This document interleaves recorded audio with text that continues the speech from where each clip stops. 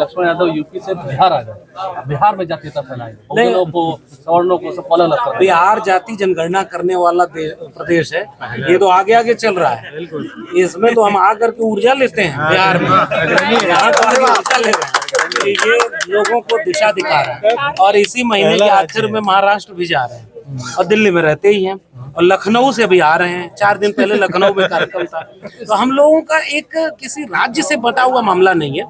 शिक्षा जैसे हवा को कैद नहीं किया जा सकता, विचारों को कैद नहीं किया जा सकता, वैसे ही बात बिहार, बात यूपी और दिल्ली की नहीं है, बात शिक्षा की है, आने वाली पीढ़ियों की है।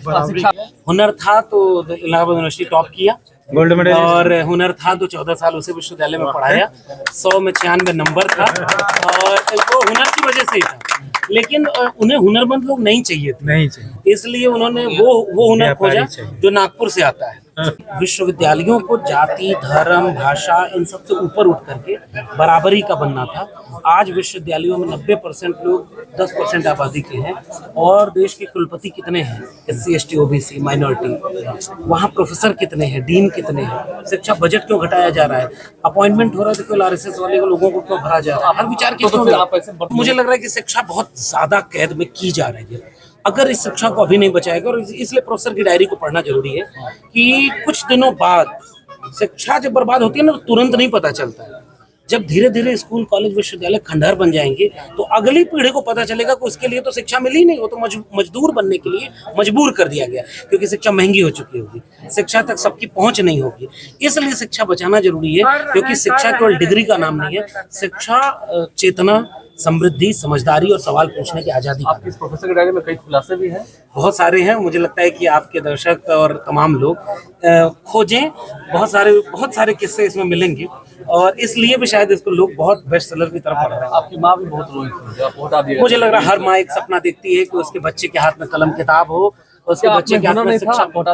हुनर था, वो वाला हुनर हमारे में नहीं था। उनकी हाँ में हाँ मिलाना हमें नहीं आया, आगे भी नहीं आया। मुझे लग रहा है कि अब इससे ज्यादा नुकसान उठा के क्या ही आएगा। अगर आना होता तो पहले आ जाता। मुझे लग रहा है कि सच की बात करना, हक की बात करना, सबको बराबर की बात करना शिक्षा का काम है। इसलिए भी किताब पढ़ा। चौहान सर ने जहाँ भी अन्याय होगा, जहाँ भी समान अवसर की बात नहीं होगी, सबकी हिस्सेदारी और भागीदारी की बात नहीं होगी, वो देश की विरोधी बात है। और जहाँ भी देश का विरोध होगा, कम से कम देशभक्त को खड़ा होना चाहिए। हर आदमी को हिस्सा मिले, सबको शिक्षा, सबको रोजगार, सबको सम्मान, सबको अधिकार मिले, इसकी लड़ाई ही संविधान की लड़ाई है। शिक्षा ग्रहण करने से रुकेगा तब जब फीस लगेगी और जिसकी जेब में पैसा होगा वो जाएगा। शिक्षा ग्रहण करने से रोका जाने का एक तरीका ये होता है कि उसको इंटरव्यू में नंबर कम दो, उसका इंटरव्यू में सिलेक्शन न करो, हाँ। और अब इसके आंकड़े हैं, DU, JNU से लेकर के देश भर के केंद्रीय विश्वविद्यालयों में कई तरह के शोध हो गए हैं कि